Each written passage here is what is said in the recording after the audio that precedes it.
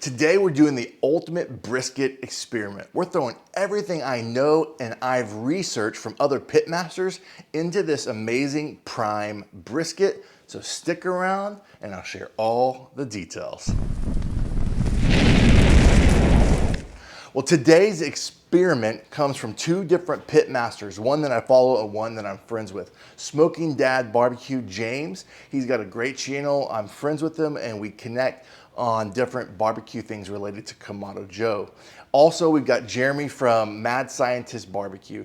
They both have done tremendous amount of research and experimentation on different types of barbecue. Let's start with James from Smoking Dad Barbecue. He had an experiment recently on one of his videos where he did double indirect cooking to help create the most tender and juicy brisket. He compared it to the Kettle Joe, where he also did a foil boat method, if my memory holds correctly, and he just turned out an amazing brisket on his Kettle Joe, and so he transferred that to his Kamado Joe by going, how can I just increase the tenderness that I got from the Kettle Joe that's not ceramic and just have an amazing outcome? So his theory was if I did double insulated or double indirect cooking, that would do it. So for his channel, he has a Classic 3 model. He used his slow roller, which helps produce 20 times more smoke and better airflow. I have the Classic 2, and many of you that watch have a Classic 1 and 2, so we're gonna put that to the test. And actually, James had a great suggestion to do this, so thanks, James, appreciate the idea. So we're gonna be doing 2 heat deflectors, the very bottom, and then we're going to be using a pizza stone with an air gap in the middle and also a drip pan. So that's experiment number 1, is does double indirect cooking help increase the tenderness of this brisket? Number 2 experiment is that we want to see if there's a special type of brisket rub and other methods along the way to help ensure a tender and tasty brisket. So Mad Scientist has done tons of research on his channel. Again, follow him if you don't, it's fun to watch. But he has been going after Aaron Franklin's barbecue recently, trying to achieve, and I think everyone has ever been to Texas and has experimented or experienced his brisket, you go, man, I want to figure out what you do. Now, a handful of years ago, my staff at my church bought the master class for me from Aaron Franklin. So I devoured that series really quick, and he does 16 mesh pepper, and also he uses kosher salt and does like a 50-50 blend, and he shows you how to trim brisket and all that kind of other stuff. So I devoured that, and I've been doing that for years, following his method, and then along the way trying different seasonings and methods too.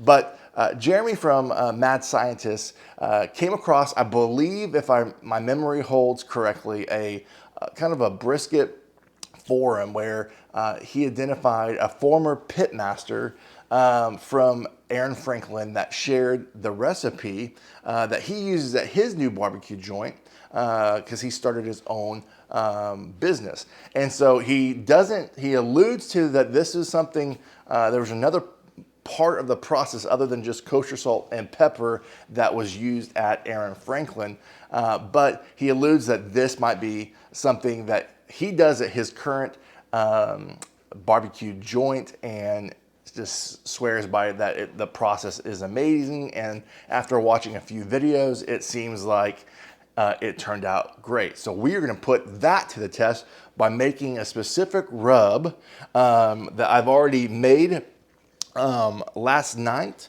And then also he uses a special type of binder. He uses pickle juice and ballpark mustard, mixes that together as a binder.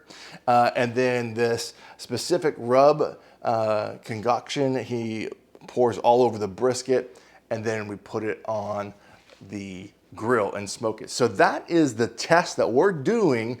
So what we're gonna do now is I'm gonna take you in and show you how we put this rub together, make this as well, this binder. But also one note that I've done is one step that they didn't do that I like to do is salt brine. So I salt brine this overnight. What it does is takes out the moisture and sucks in that salt right back in, and then we'll add the rest of the seasoning and follow that process from here on out. And then I'll take you out to the Kamado Joe and show you how we're gonna set up for double indirect smoking brisket. So stick around and let's get into the details. All right, so we're gonna go ahead and make this binder. Now what I don't know, and I might've missed it on the video, is how much he uses mustard and also of this pickle juice, dill pickle juice. So we're gonna pour a little bit on there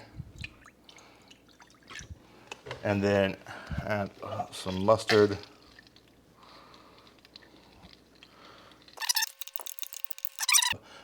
Quick note is what we've done here, and I'll put the ingredients on the screen, but what we've done is use some kosher salt, some Lawry's seasoned salt, kosher pepper, and granulated garlic. And I'll put the exact measurements that I did here that I found, and that's how we made this. And I'll pour it in this jar and we'll sprinkle it over it. Let's set up for indirect cooking, where we're doing double indirect with using heat deflectors and also a pizza stone. But let's start with the charcoal basket. I've got a charcoal basket, and I'll have a link in the description if that's something that you don't have. It's something that I would say is really going to help you in your barbecue journey. But today we're using post oak wood, and I've got 3 chunks in here, and then we're going to fill it with Jealous Devil. So let's go ahead and do that. We have filled up the charcoal basket with Jealous Devil lump charcoal, and now you can see I have filled that to the top, but there's still plenty of air gaps all around. And we're using the divide and conquer system to set up this heat deflector at the bottom position, and then I'll show you from here what we do after we light it. So today we're going to be using the GrillBlaazer grill torch, and it's really easy. You can light this up in essentially less than a minute, and we're going to open all the vents after we light this, and then we'll set up for the remaining part of the cook.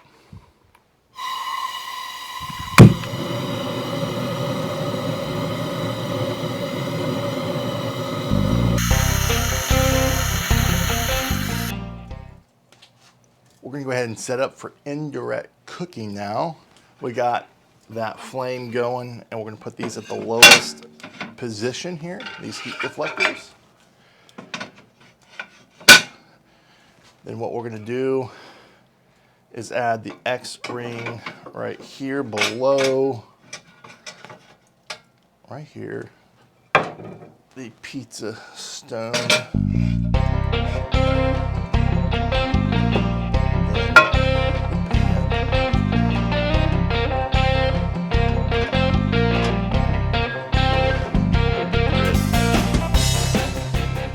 We have dialed in the temperature right now, and now it's time to set this prime brisket on the Kamado.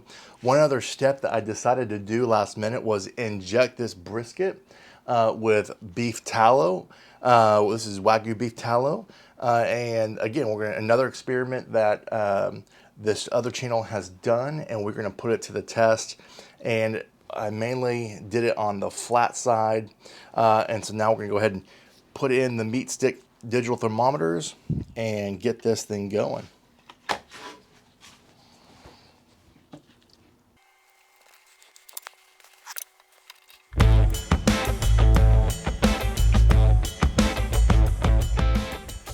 Well, now we've hit 160, 165 to 170 different parts of the brisket internal temperature. Now it's time to wrap. We have wrapped the brisket in butcher paper. We've continue to soak it with beef tallow and inserted the meat stick digital thermometers back in on both the point and the flat.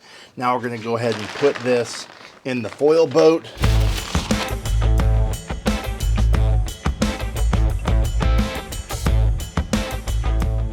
Now it's time to test for probe tenderness, but my digital thermometer has already told me that we've hit around the temperature of 202, 205, but we want to check probe tenderness, and I'm going to check out a few different spots here, and you're wanting it to probe like butter, just like that. And I already have some spots I've already done, and yep, and that's going through double layer of butcher paper, but this is probing like butter here in the flat, and then the point is great.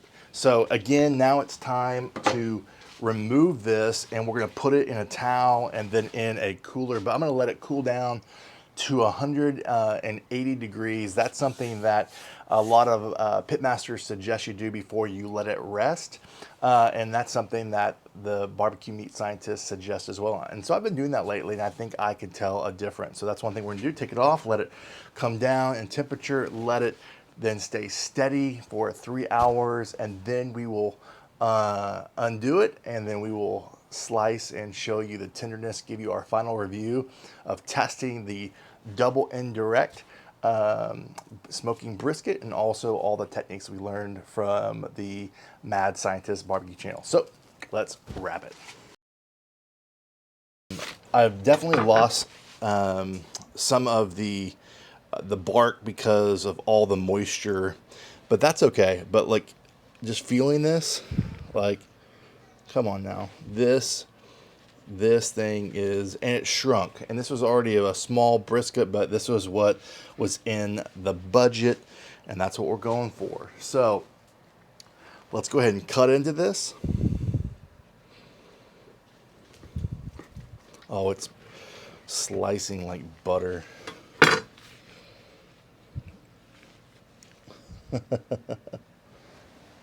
I hope that's coming through. Right there, you look at all the juices right there. The flat. All right, my friends, it's time to cut into this. We're gonna go and do